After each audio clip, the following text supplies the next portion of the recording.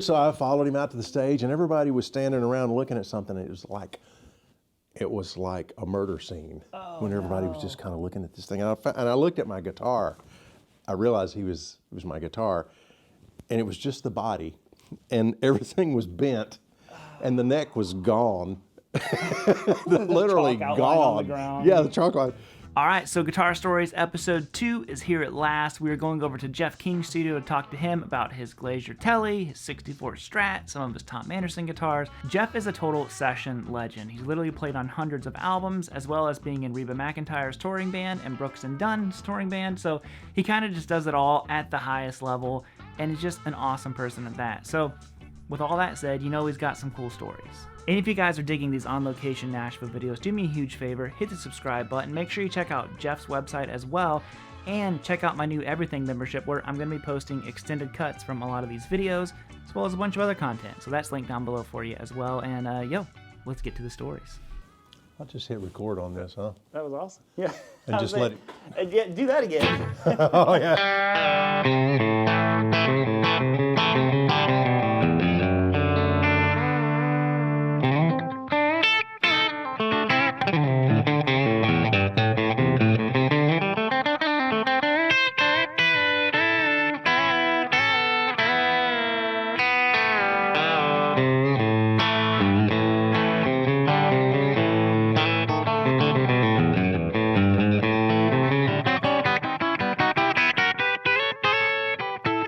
So what is this guitar that we're looking at here? Joe Glazer built this for me in, I believe that it was 1985. So there's a whole story behind that even, if you want that part. Yeah, because this isn't even the original way the guitar was. No. Is it? Yeah. No. And, well, there's a lot. So I was playing this club, I was in this band called Southern Express, and it had some Texas people in it, a singer that was a girl that was awesome, her name was Dana Mitchell, a sax player that was awesome, and a piano player, and just great guys, great band. We were playing this club called Andy Jack's out on Trinity Lane, and we played 6 nights a week, if I remember correctly, 4 or 5 sets a night, so, you know, trying to get our due diligence of 10,000 hours in. So this guy kept coming in, and he kept coming in. He was really nice, you know. He'd buy the band a round of drinks, just a cool guy. His name was Jimmy Walker, and he since has passed away probably maybe 5 or 6 months ago. We were still friends to the day, and he said, "Hey, I love that guitar that you're playing." I was playing an old Tele. I don't even know what it was. It was 70s, heavy, you know, and I had the Bigsby palm pedals on it.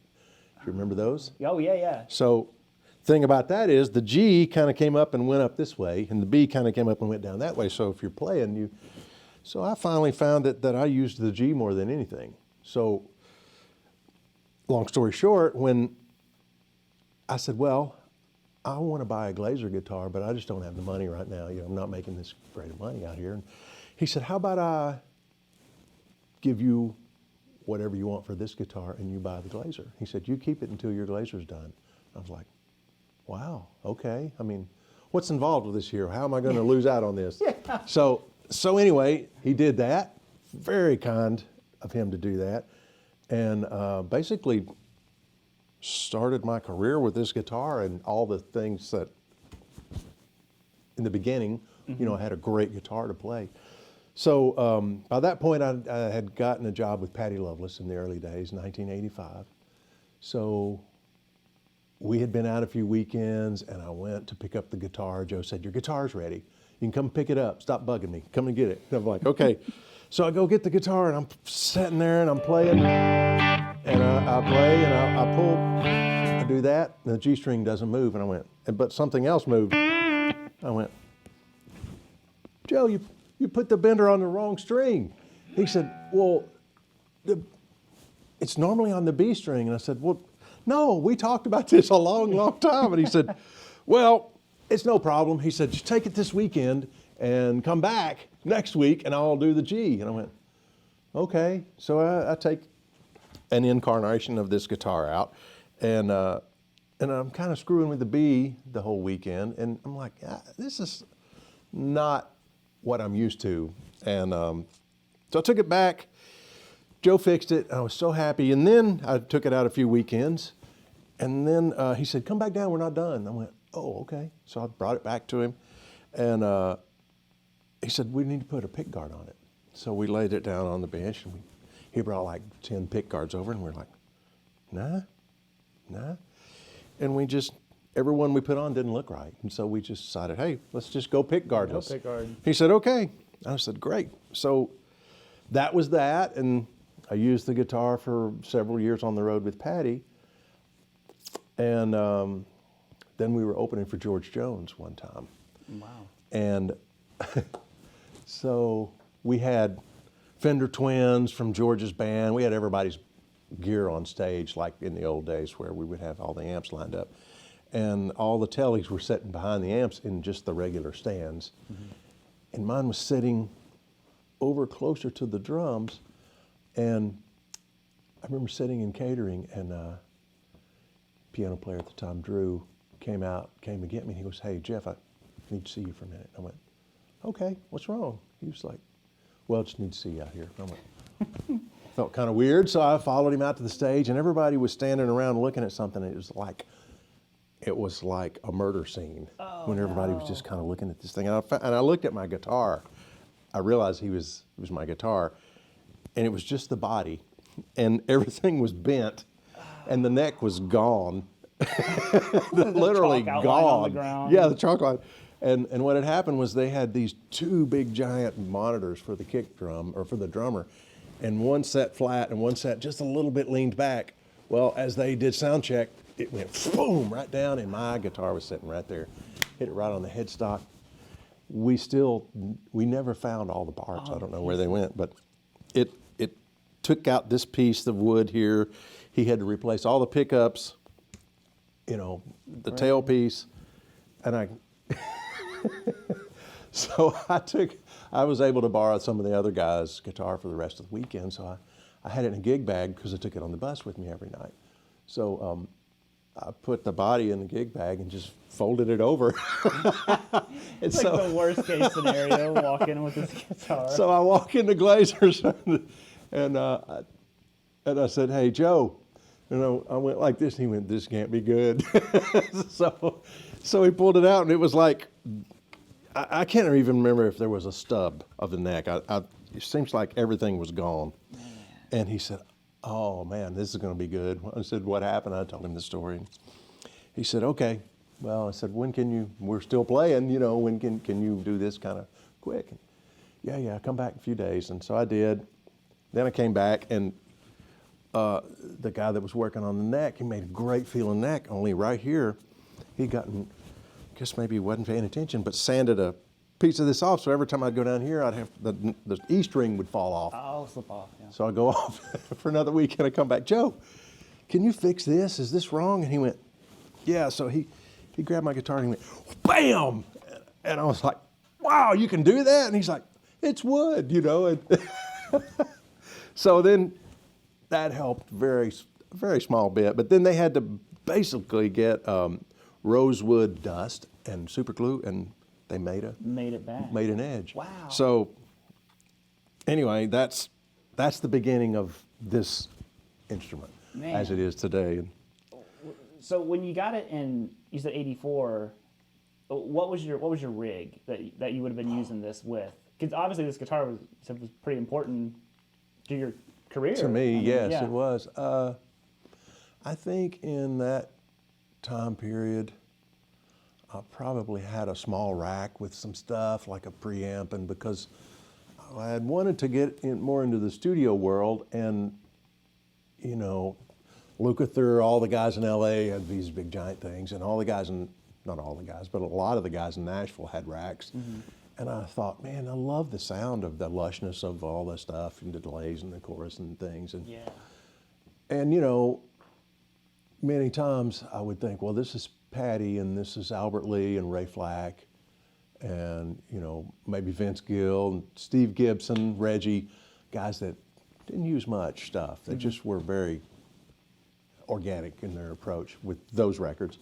So I would just learn how to use it and turn it off and be, maybe have a little delay or something like that. But,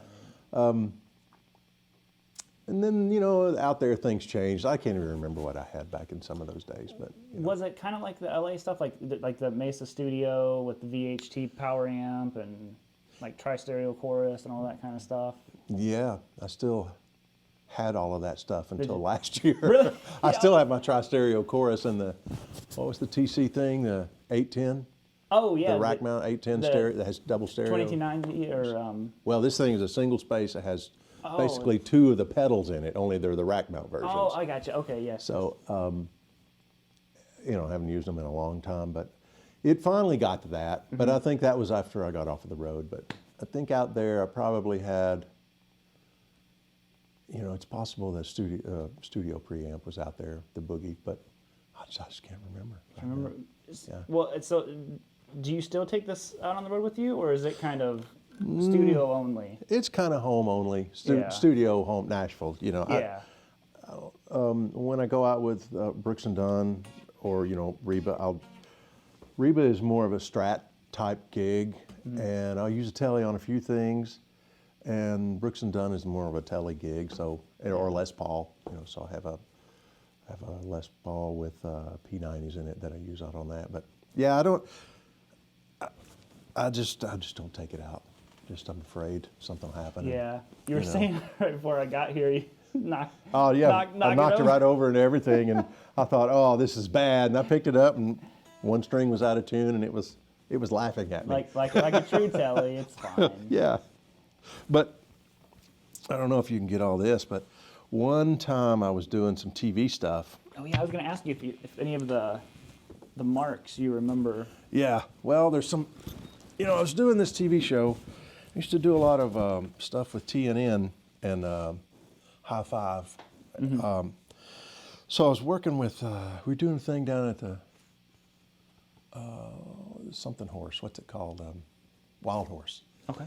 And I was playing with Earl Scruggs, our band was, and I thought, man, I've got to do something. I got to have him sign something, and I don't have anything, because I'm standing out on the wings. And as he walked by, I said, Earl, I had this on. I went, would you sign the back of this for me?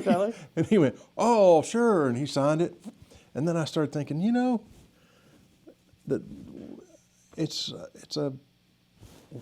mine. It's not going to go anywhere. It's just something I have, and it's better than a sheet of paper. And so I worked with Loretta Lynn and Charlie Pride before he passed away, and Porter Wagner, and got tons of players, and Kix and Ronnie and Reba and George Strait and Brad Paisley are on here, and I mean, how cool. Reggie Young, and all the guys that I've just looked up to, and Jimmy Capps, Willie Weeks, Hungate's here somewhere. I mean, how to make a cool guitar even cooler. It means something to me, probably not to everyone else, because it's probably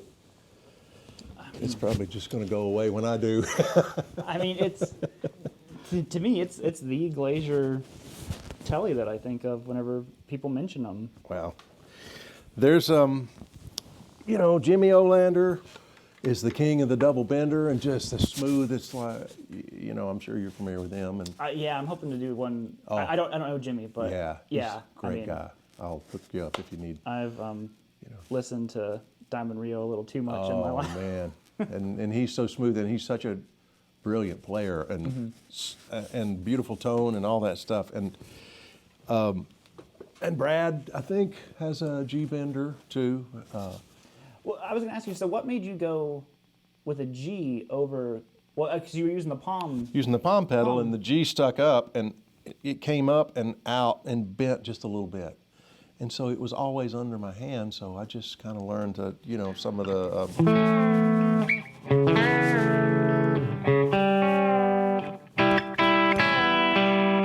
it just became easy for me. So I just kind of found my way. And then what you go through with a bender is you get it, and you start going all this stuff, and then one day you go, wait a minute, this is not the bender, it's another Tele, and I'm going,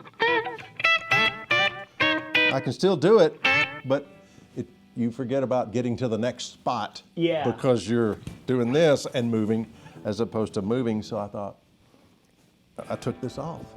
This goes on with a little thing in the back. Right. And I took it off and I put it here. And I went, I'm not going to do that for a while. So I want to learn to play guitar, you know, without the bender. And I did that for a few years. And, you know, I mean, there were times if a certain song called for it, I would put it back down and we'd go. But then I kind of learned to hopefully use it, you know, tastefully. So it's been kind of part of my existence since '85, and yeah, it's probably my number one. Yeah, I mean, like I said, that was one of the guitars when I thought about doing the Guitar Stories videos. Like, it was one of the first guitars that I'm like, man, if I could get Jeff to do a video about his Glazer. And then Joe asked me about this, and I don't know how. I mean, this goes. I was going to ask you, is that just your hand? I guess it's my fingernails because I have I get the acrylic. Because a lot of the. So I guess it's when. I don't know. I don't remember ever hitting this. Yeah. So I don't know, but it's you know, it's getting there. And Joe set some stuff up for me, and he's kind of the wizard of all guitar for me, because I'll go see him and I'll say, hey, I want to do something different. And he'll go, okay, here's what we'll do. We're gonna put this knob in, and I think Brent has one. So basically, it brings this in.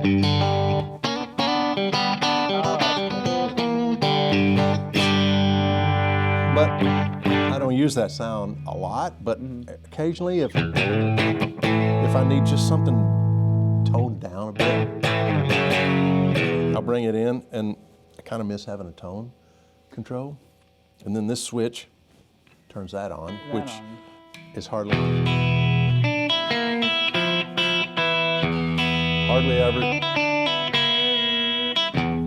ever use that. But I took it to Joe one time and I said, just take this middle pickup out. I don't use it, and I'm banging on it all the time. Right. Just put a tone in here. And he went, well, he said, we can do that, but you know, Keith Urban just hit really, really big. And I said, yeah, that's very cool. He said, well, he doesn't have a pickup right there. And he's got a hole for one. He said, you don't want to look like you're chasing a trend, do you? You know it? Just give me. Just, Joe knows. Joe knows. Joe knows. Yeah, but I mean, I say a lot, but he's my friend, and I love Joe. And he's the guy that's helped me navigate a lot of this stuff, you know. So Joe does know. Joe does know. Yeah, I think we should have t-shirts printed that say Joe knows. Joe knows. Well, that guitar is awesome. And then, do you think that's the guitar you've had the longest that you currently own? So then, the other guitar I kind of think of you with is your Strat. Yeah. And it's at least a 63, isn't it? Is it a 64? It's a 64. Because it's got a veneer on it. It's got, yeah, but it's also got a new pick guard, and I've got all the original stuff. So it's a player. It's a player, and you know, I bought it from a friend of mine that owned it for a long time, I think, and he just wanted to he wanted a motorcycle. Oh. So I bought it. He bought a motorcycle, and it was, fortunately for me, it was before everything exploded. Mm-hmm. And that's when I bought mine too. Yeah, really, we got really lucky. This is a Wilkinson I put on because the other one was difficult. Yeah. You know, but I was going to way in the Landau for a long time. But sounds great. It's pretty cool. The pickups came from Fender, and there's this, and I don't know what that does. Push the knob in. Just gets a little darker. I don't know. That's one switch. I don't know what it does though.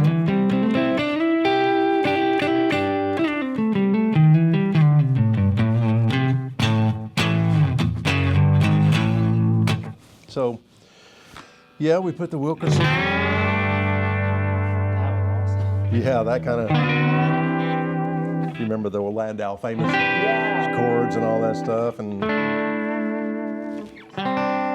So this has nothing to do with anything. I'm just curious, how do you have your bridge set up? The way that this. yeah, like it's floating, but it seems so smooth. Is it Well, 3 springs? It's just 2, but Two, they're spread oh. out like that. Oh, okay, that's interesting. I guess that's in between 2 and 3, right? Yeah, I mean, because of the angle. I was angle, just curious. I did a Yeah. video with Tubbs, and his tremolos were set up, and I'm like, oh, this is like one of the best Yeah. feeling. And he uses 3 springs and one's angle, and I'm like, Oh, really? It's fascinating Wow. to see how you guys have your Well, trim set up. you know, again, Joe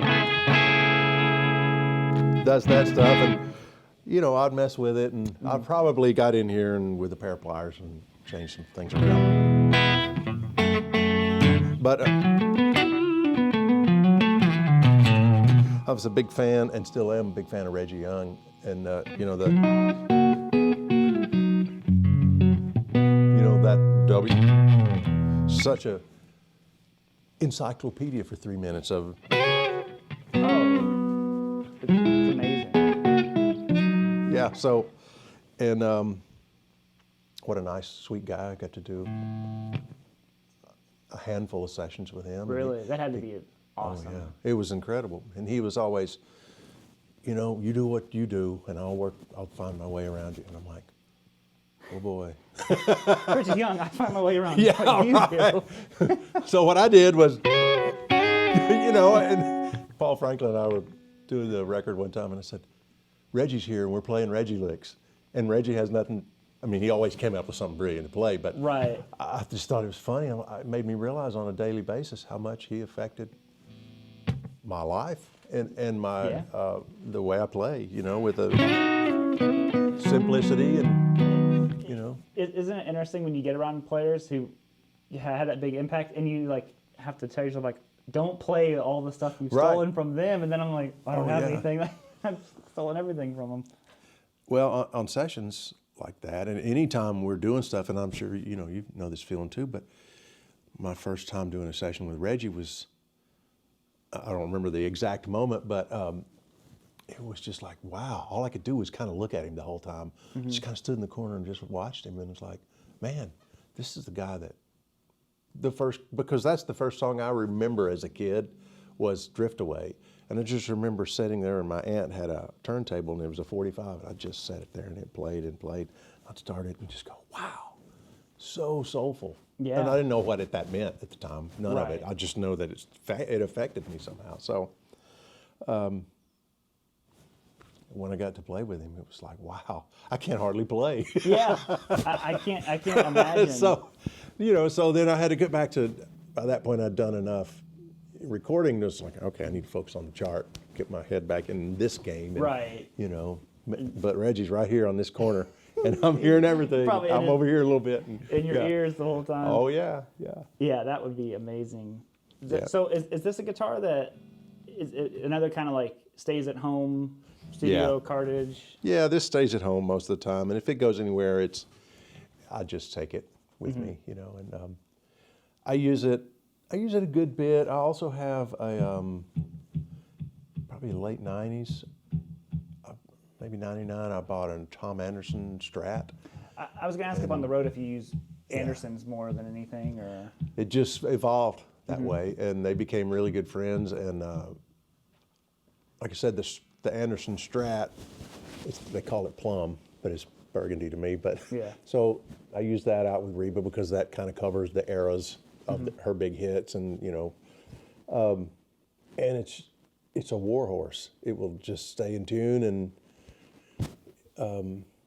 you know, it's knocked about all the time, and they're such good guitars. they're great guitars. And I have a couple Anderson Tellys, and those kind of switch out from time to time. That is called a short T, which is The Blackguard? the Blackguard, which was actually a prototype, and it's got a really cool pickup selection in it. I forget what they call all these. Everybody has a name for this, but in the back, Tom 004, Tom number 4 prototype. but it's a Gibson scale telly neck. Oh, how does that affect the sound of it? That would be interesting because it seems like it's part of the snap of the telly is. Yeah. You think that's 25 and a half? This, I don't know how they've done this, but it's fun to play because you're moving around a little quicker than normal. Yeah. It's a shorter scale, but. This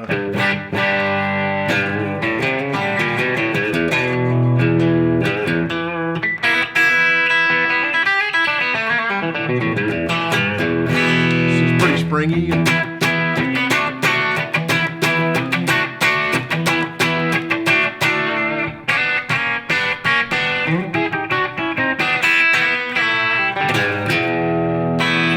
But I don't know all the options. There's 5-way switch. Oh, there's all kinds of stuff. But then again, for this, I think it just went out. No. But you know, they make great guitars and very snappy and just so awesome to play. Yeah, I appreciate you taking the time to chat about the guitars. Yeah. And, like I said, and you have so many other cool guitars. Maybe we'll talk Jeff into a part 2. Come on. Okay. I could show you the one that I bought when we were in London. Yeah, it looked like it was made from Cold War Russian parts, some of the parts on it. Oh, that's cool. Hey, all right, we're foreshadowing part 2. And episode 2 is in the books. So there we have it. A big thank you to Jeff for letting me come over there, poke around with the camera, taking time out of his day so I could record this. It really does mean a lot. Thanks to you guys for watching the videos. I really do appreciate that. Make sure you check the links down below. Check Jeff's website. Subscribe if you would. And Jeff wanted me to add here at the end a big thank you to all the brands that he works with and uses. So I'll add that at the end as well. And just thank you again to you guys. So I'll see you all next time. Episode 3 coming up here very soon. All right. Bye, guys. Woo!